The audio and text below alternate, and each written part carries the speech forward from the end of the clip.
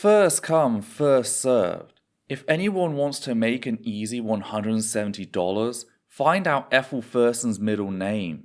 Yes, the pretentious dipshit from Essence of Thought. I'm willing to bet half my rent that it begins with O, cause she's that much of a living caricature of her fellow autism spectrum disorder people. End quote. This is not a video I wanted to do.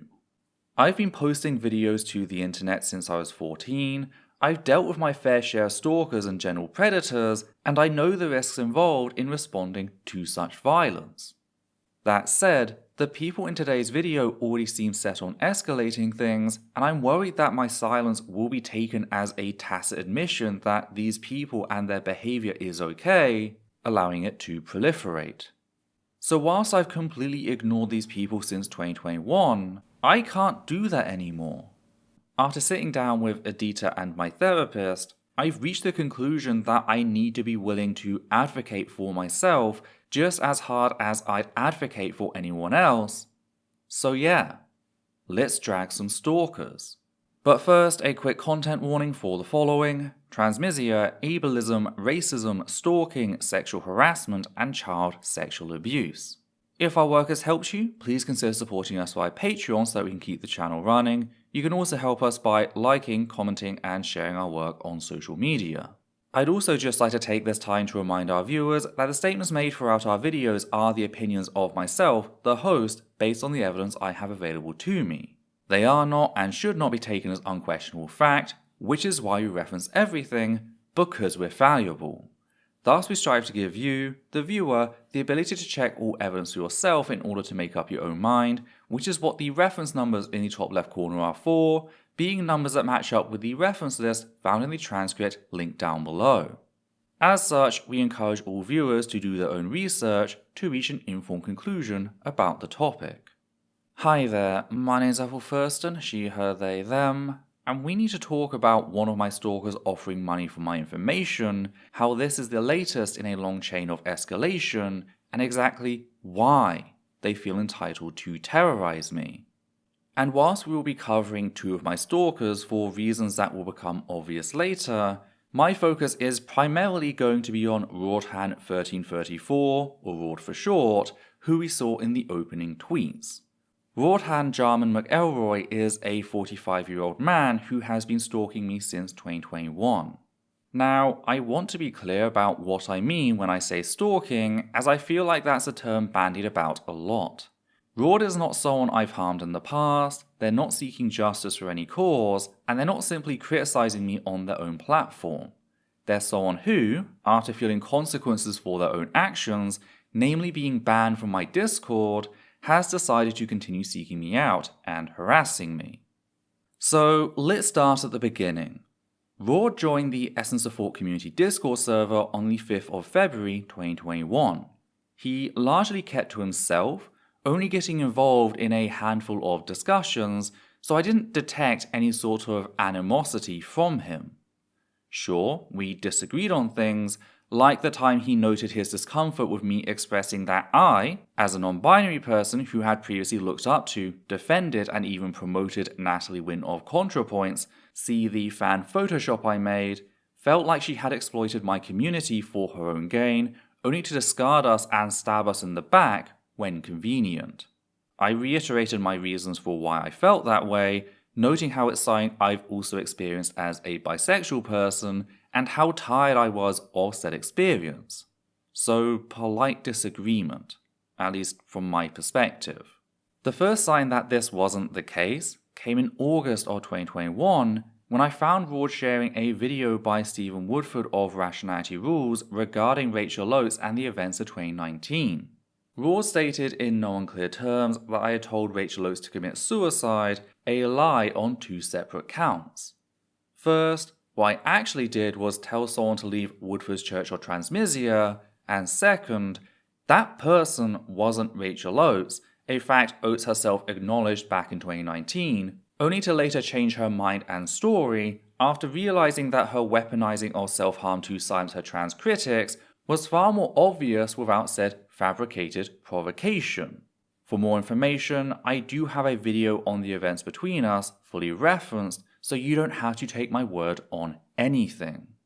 Returning to Ruadhán, I reached out in private, keeping in mind that one of the main criticisms levied against me about how I handled 2019 is that I should have reached out to people in private rather than making a public scene. I asked Ruadhán if he'd be open to looking at said evidence, noting clearly how the tweet in question wasn't a reply to Oates. And the reason I started with that point as opposed to what I said is very simple. There is no ambiguity there.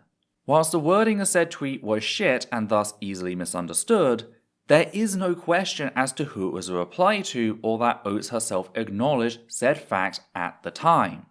This makes for an easy litmus test. If a person refuses to acknowledge such an obvious lie, then they're not someone who cares about the truth, they're someone looking for an ad hoc excuse to demonize me. Which is exactly what Ruadhán showed me. He first noted how I had blocked him at some point and thus he couldn't see the post, which, fair enough.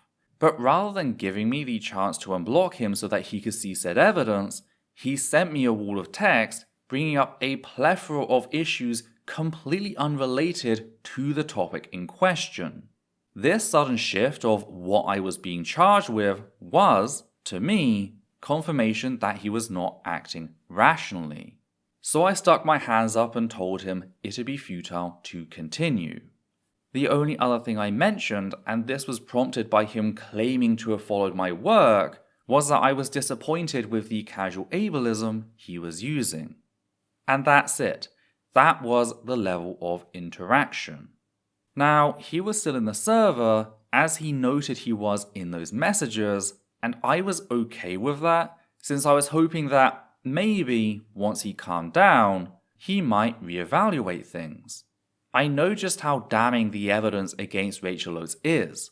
I've seen multiple people, Oates fans and supporters, including Levi and Rena Rice, look at said evidence, realize what Oates is, and abandon her. So I decided to just let him be, thinking maybe he'd find his own way back. That was until the 11th of October 2021, when I was working on a video exposing the facts that the massively racist anti-trans bigot Ian Kaczynski, better known as Vorsh, was a self-confessed sexual predator, and I came across a post in which Ruadhán mocked me to Kaczynski's subreddit. I thought, okay, fine, I'm a big girl. I can live with being criticized. Again, see the previous incident as proof of that. That changed, however, when I read the following section. Quote, relevant, because not only does Ethel have a likely completely arbitrary grudge against Vorsh, but the EOT Discord server also has a bunch of code names for various people and websites. Like, let someone else become vaguely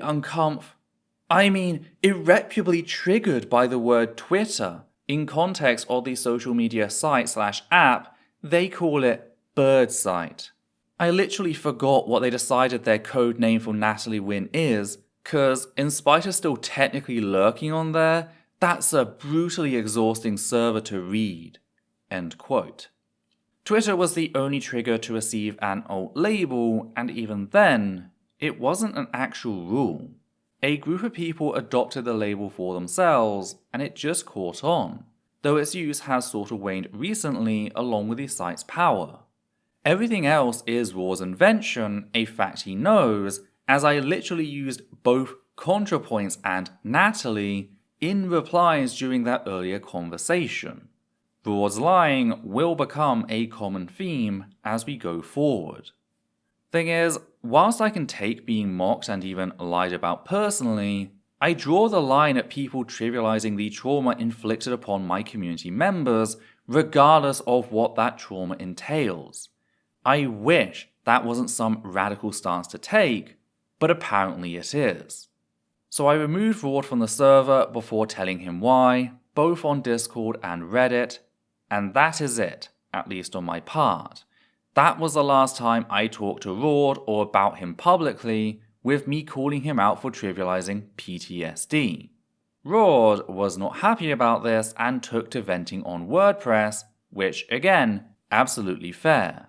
I'll reference said blog as always, so you can check the whole thing for yourself, But I just wanted to focus down on one particular section, and that's the part that asserted, quote, "I've also not once mocked anyone's mental health issues, but I have seen yourself and others within your cadre do that when it's someone you decided to cast as the enemy for whatever reasons," end quote. Except, as we all saw a few minutes ago, that's simply another lie.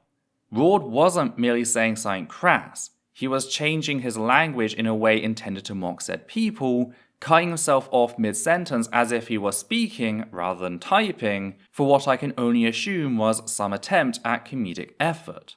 This paragraph was written with the sole intention of mocking people with PTSD as a result of mass harassment by equating their horrific trauma with mild discomfort. That is mocking someone's mental health. What isn't mocking mental health is Levi calling out Cops Hate Mo's attempts to gaslight us in the chat of our livestream, which is the case Ruad clutches at. But I said nothing. Ruad was banned from the community server, he could say whatever crap about me to his own platform as far as I was concerned, I was just set on ignoring him from that point onward. Sadly, Ruad did not share my outlook. In response to being banned from our Discord server, a server he very vocally didn't want to be a part of, Ruad set up the EOT Survivors subreddit. In the very first post to said subreddit, Ruad declared me to be, quote, "one of the most manipulative, self-serving, and narcissism-motivated people on YouTube," end quote. Which, on top of being incredibly ableist, he could have just stated self-serving without stigmatizing people with personality disorders. Let's just stop to think about that for a second. I set boundaries to protect my community members, using the tools available to me in banning him from a Discord server he very clearly didn't enjoy, and Ruad thinks that me doing so amounts to abuse and makes him a survivor of my narcissistic manipulations. This is when I started to get a little worried and began passing information over to Levi, who had, by this point, become my editor. Also, I love the claim that I surround myself with people uncritical of me, like I hadn't let Ruad reside on the server for several months after I caught him spreading lies about me. Also, as pointed out by Levi, his one job is to criticize me, and I know he will do it since, remember, we connected as he stood up to Rachel Oates as a former fan of hers, someone with vastly more power than me. So his actions in standing up to power when it's the right thing to do speak for themselves. There's also a bunch of other stuff to call out, such as referring to me as quote-unquote Mix Thang. Thang is Black American English for thing, and since we're not friends, we don't have the sort of rapport that would lead me to feeling comfortable in being labelled a thing.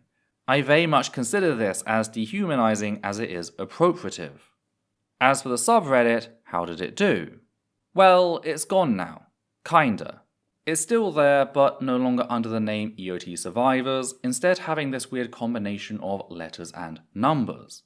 Levi explained to me that this means the subreddit fell into inactivity, leading the name to be removed. And part of the reason it became inactive is because it never got above 2 members, even after all these years, which I find very telling. Someone quite literally set up a space designed to expose me, yet this is the most traction they got. Side note, whilst I have had people leave my circle over the years, not one of them has done so on the basis of abuse or evidence of abuse. Time and time again, when any of these people are pressed on their actual reasons for disliking me, it always comes back to Ethel criticized someone I like, therefore every bad thing ever asserted about her must be true, even retroactively. We saw it here with Ruad in how criticism of Natalie and her enablers led him to spread known disinformation regarding Oates, only for him to spill the facts that Oates wasn't the real issue when pressed on it. He just couldn't lie so easily about his actual issues, so resorted to 2019 as a convenient shorthand. Then, just the other week, I had someone else pretending to know about me and Rachel Oates, accusing me of being trans-misogynistic and attacking Oates because she's a trans woman, only for me to point out that, no, she's a cis woman.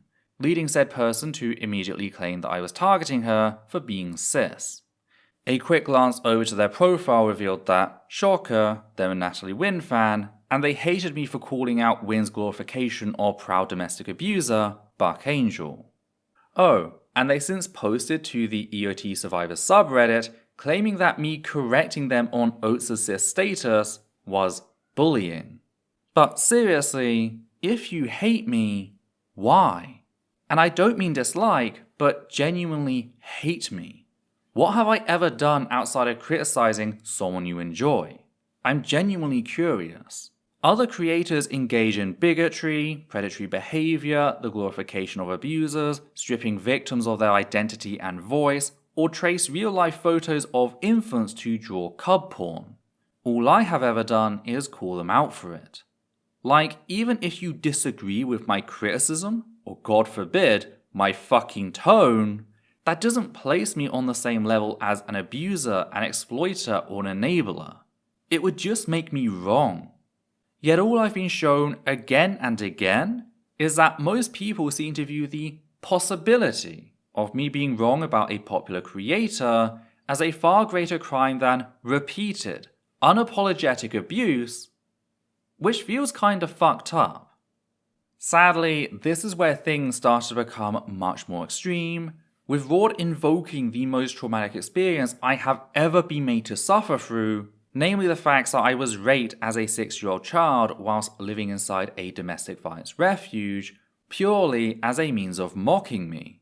In a 2022 thread in which a group of people went after DJ Mule for having the audacity to cover Xanderholt's history of grooming and abusing people, DJ Mule let slip the facts that he'd been groomed and raped by 2 women as a child. And yet, in spite of not being involved in this conversation at all, Ruadhán came rushing in, tagging me, whilst also stating that, quote, "For all we know, it's probably just another one of his weird-ass lies. Hell, it almost sounds plagiarized from Ethel Thurston's background story, but if so, he changed just enough to avoid Ethel's infamous wrath." End quote. I read this, and all I can see is that clip of Donald Trump mocking Sergei Kovaleski. Like, that's the level of pure cruelty on display here. Keep in mind that I still hadn't spoken about Ruadhán since I banned him from the server in October of 2021, an entire year prior to this, not a single word. Yet he was going out of his way to tag me into stuff, mocking me for being raped as a 6-year-old child, trivializing as a fucking backstory like I'm some anime character or some shit. I'm not. I'm a living human being. It's hard for me to move on from this. So much on my mind is telling me to stop, to quit now. Because if this doesn't convince you that Ruadhán is a horrific monster, I genuinely don't know what will. And yet, things got worse. Which finally brings us back around to the post at the start, the post in which Ruadhán offered money for my private information. Do I have to say how terrible this is? I'm genuinely unsure, since the last time I felt I was sure of something, i.e. that stripping victims of sexual violence of their voice and identity to engage in shitty plagiarism was a bad thing, I suddenly became public enemy number 1. I guess it's important to counter what I'm expecting people to say, that this is frivolous information that's unlikely to cause harm, or that it's just a joke. To which, okay, let's say both of those things are true. What's to stop Ruadhán from escalating things further? I thought things were going to stop at Ruadhán opting to lie to his platform about why he was banned, only for him to mock me being raped as a 6-year-old child and publicly offer money for my private information. Let's say I don't respond, or worse, someone else reaches out with that information. What's to stop Ruadhán from escalating, from demanding other, more dangerous information, genuinely this time, assuming he is indeed joking here? As pointed out by Levi, even if this is just a joke, well, That's precisely the problem. There is a public, unapologetic demand for my private information, and we're busy debating whether this is serious just because he's justifying it with petty speculation about my username. He's getting away with attempted doxing just by mocking me whilst he does it, and this is so effective that he's been able to start with offering money for parts of my legal name. How much worse will it have to get before he strays into uncomfortable, let alone unacceptable territory? What if he starts using this tactic on other people? What if other stalkers catch on and start using this tactic themselves? He's normalizing doxing. It's working, it's everyone's problem, and the only way to stop it is with a zero-tolerance policy. There is no way to joke about soliciting real private information. I no longer have the choice of remaining silent at this point. That choice was taken from me by Ruadhán when he chose to endanger not just me, but Aditya as well. I need to put a spotlight on this creep so that everyone knows exactly what he and EOT survivors are about.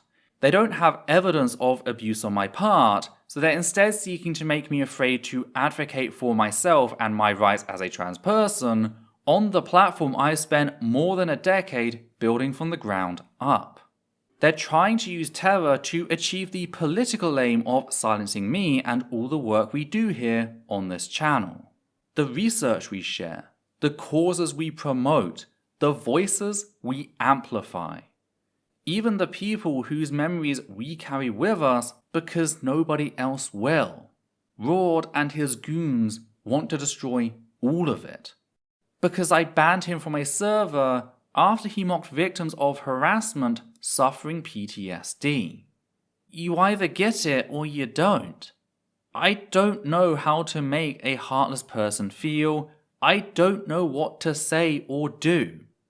Any emotion I've shown in the past, whether it be sorrow, pain, or anger, has always come back around to be weaponized against me. It's like I'm strung up, caught between 1,000 piano wires that cut into me no matter which way I move or how, always pushing deeper, always causing agony until it just overloads my fucking mind.